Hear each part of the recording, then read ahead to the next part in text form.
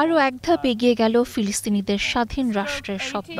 জাতিসংঘের সাধারণ পরিষদে দ্বিরাষ্ট্র সমাধানের পক্ষে একটি খসড়া প্রস্তাব পাশ হয়েছে বিপুল ভোটে।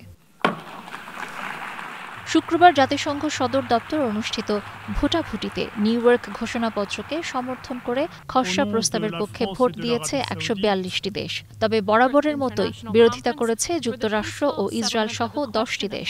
অনুপস্থিত ছিল ১২টি। The United States urges delegations to join us in voting against the resolution. গত জুলাইয়ে জাতিসংঘের উচ্চতর বৈঠকে ফ্রান্স, চীন, কানাডা ও আরব লীগ সহ অন্তত ৪০টি দেশ ফিলিস্তিন ইস্যুতে দ্বিরাষ্ট্র সমাধানের পক্ষে একটি প্রস্তাব উত্থাপন করেছিল, যেটি নিউ ইয়র্ক ডিক্লারেশন বলে পরিচিত। সেটি ঘিরেই এখন খসড়া প্রস্তাব পাশ হলো। এই প্রস্তাবে উল্লেখ করা হয়েছে, ফিলিস্তিন রাষ্ট্র প্রতিষ্ঠিত হওয়ার পর হামাসের কোনো সংশ্লিষ্টতা থাকবে না। এছাড়া নিউ ইয়র্ক ঘোষণাপত্রে দ্বিরাষ্ট্র সমাধানে মূল বিষয়গুলোর মধ্যে রয়েছে গাজায় যুদ্ধবিরতি, একতরফা পদক্ষেপের বিরোধিতা ও ফিলিস্তিন রাষ্ট্রের প্রতি সমর্থন। প্রস্তাব পাশ হওয়ায় স্বাগত জানিয়েছে আরব লীগ। এটিকে ফিলিস্তিনি জনগণের অধিকারের প্রতি আন্তর্জাতিক অঙ্গীকারের প্রকাশ বলে উল্লেখ করেছেন ফিলিস্তিনের ভাইস প্রেসিডেন্ট হুসেইন আল শেখ।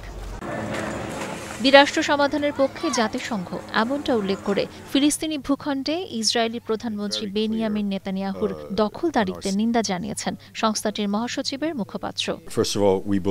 প্রথমত, আমরা বিশ্বাস করি দুটি রাষ্ট্র থাকবে। আন্তর্জাতিক আইন লঙ্ঘন করে পশ্চিম তীরে ইসরায়েলি বসতি স্থাপনের বিরুদ্ধে আমাদের অবস্থান আগেই স্পষ্ট করেছি। ইসরায়েলের ইউ1 পরিকল্পনা ফিলিস্তিনের রাষ্ট্রের স্বপ্ন পরিকল্পিতভাবে ধ্বংস করবে। ইসরায়েলকে এসব বন্ধের আহ্বান জানাচ্ছি। এদিকে প্রস্তাব পাশকে বাস্তবতা থেকে বিচ্ছিন্ন এক রাজনৈতিক সার্কাস বলে অভিহিত করেছে Israel. We see this declaration for what it is, a political gesture, an act of theater. একদিকে যখন বিশ্ব ফিলিস্তিন রাষ্ট্র প্রতিষ্ঠার পক্ষে ভোট দিচ্ছে, অন্যদিকে গাজায় ইসরায়েলের হামলায় এখনো রক্ত ঝরছে, ঘর হারাচ্ছে লাখো মানুষ। Sabina Sultana, star news.